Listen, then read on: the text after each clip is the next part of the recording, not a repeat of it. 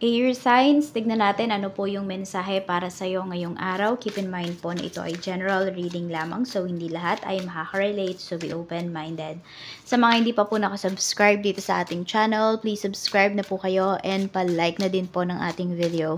At sa mga nais pong mag-avail ng ating private readings, ng ating Evil Eye Amulet Necklace at ng ating Tears Bracelet, makikita nyo po yung link sa description box. Tarot Intentions by Aliana Reyes, okay? Tignan po natin ano ba yung mensahe para sa iyo ngayong araw. Kuha po tayo ng 4 na cards.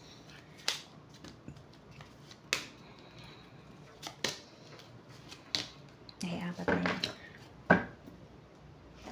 Tignan po natin. We have moves in silence. So, tahimik lang kayo. May mga nangyayaring maganda sa life ninyo ngayon. Air signs, tumahimik kayo. Diba? May hindi magandang nangyayari sa life ninyo, do not share it with other people. Do not share, yung nagbibigay ba kayo ng hint sa social media na may hindi magandang nangyari sa inyo, na malungkot kayo, o na may mga magagandang nangyayari sa life ninyo. Totally, mas maganda kung walang nalalaman yung mga tao sa nangyayari sa buhay mo. We have, ayan, moves in silence. We have played out.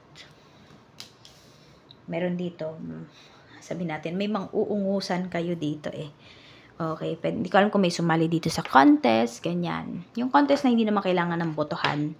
I mean, yung boboto sa social media, ganyan. So, kaya, ayan, tahimik lang kayo. Pwede po kayong manalo dyan. Tingnan mo, may mga haters ka dito. Kaya mag-iingat po kayo sa mga pinopost ninyo. Either good or bad yan. Laging iniisip ng mga tao, kunwari may problema ka, nag-share ka. Oh, sana mas madagdagan pa yung problem mo. Ganyan yung mga sinasabi ng iba. Na kaya nai-evil yung iba sa inyo. Pag maganda naman yung sinishare ninyo, edi negative naman yung sinasabi nila about that.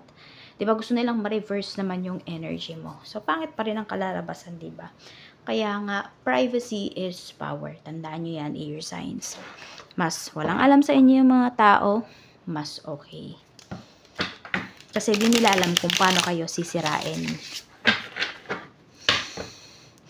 Kung anong mga kwento ba yung gagawin nila about sa'yo. Tignan po natin ano pa yung mensahe. Pagdating naman po sa inyo pong trabaho. Pero sa mga nag-a-apply muna tayo. Mga nag-a-apply ng work, we have the world. More on yung iba po sa inyo. Kung sa abroad kayo nag-a-apply, pa-abroad, yung iba po sa inyo ay maganda yung energy na pinapakita dito. Pwedeng para doon talaga kayo sa ina-applyan ninyong bansa. Tingnan natin, tama ba yung agency na nalapitan mo? 9 of Pentacles, yes naman po, ayan. May seguridad naman po, may security naman. Legit naman po. Kaya i-push nyo na yan. Tingnan naman natin sa mga may current job. We have the moon. Meron naman ako confused dito. We have Page of Swords. Nako-confuse kayo pero parang ayaw nyong, ano ba, parang ayaw mong i-entertain yung mga bagay na, alam mo yung, sabihin natin, yung magpapalakas ng loob mo para umalis dito sa current work mo. So, for some of you po, pwedeng hindi na kayo happy dito sa inyong trabaho. Hindi na kayo masaya, hindi na katulad dati. Ayan, kaya nako-confuse yung iba sa inyo kung kayo ba ay aalis. Tignan natin ano pa yung mensahe. Pagdating naman po sa inyo pong negosyo. Kamusta ang sales? We have King of Swords. So, medyo mag-smile naman daw kayo dito, air signs. Wheel of Fortune. Pero kasi, hindi nyo nakukuha sa smiles ang ang malaking sales kung hindi po sa pagiging seryoso. Siguro, depende yan sa mga client po ninyo. No? Depende yan sa mga uri ng tao or social status nila. Pwede mga seryoso yung mga taong nakaka-deal mo dito. Yes, more on parang puro papel, di papel, ganyan po. Pwede may mga nagbabayad sa'yo dito ng cheque, ganyan. So, ayan po. Maganda po ang sales ngayong araw na ito. Kotang-kota talaga. Pwede po na ngayong month din mismo, no? Baka susuma na yung iba sa inyo. Parang tinatali nyo yung, basta nagko-compute kayo, in short. Ayan po, makita nyo na maganda pala. Malaki pala ang kinita ninyo ngayong buwan na ito. So, tignan natin ano pa yung mensahe pagdating naman po sa kaperahan. Tignan natin kung happy ka ba pagdating sa iyong pera. Temperance. May hinihintay kayo dito. Okay, so tingnan natin. Kung mayroong nag-apply ng loan, ma-approve ba? 3 of Wands. Ma-approve naman po siya. Kaya lang, medyo matagal-tagal. Or meron dito, hindi ko alam kung ilan ba yung in-applyan ninyo. Meron dyan, mabilis lang. Meron naman, sobrang tagal. Depende siguro sa laki ng in-apply ninyo. Check natin, kamusta pa ang finances. Okay, happy ka ba? We have justice. More on, meron nga kayong mga hinihintay dito. Marireceive nyo naman siya, air signs, pero kailangan nyo talagang maghintay. Check po natin pagdating naman sa mga may utang sa'yo, makakabayad ba? Dasan, makakabayad naman po ang mga may utang sa'yo. Ayan, very positive naman yung energy na pinapakita dito. Tignan natin pagdating naman po sa love life, kamusta? Ayan, sa love life naman, kamusta? Mga single natin dyan. We have the devil. Mag-ingat po kayo.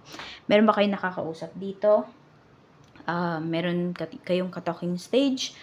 Mag-ingat lang po kayo. Huwag kayo masyadong mag-invest ng emotions towards that person kasi pwedeng laro-laro lang yan para dyan sa tao na yan. Baka seryoso kayo, tapos pinaglalaroan lang pala kayo ng taong yon. Kaya, doubly ingat po. Tignan naman natin.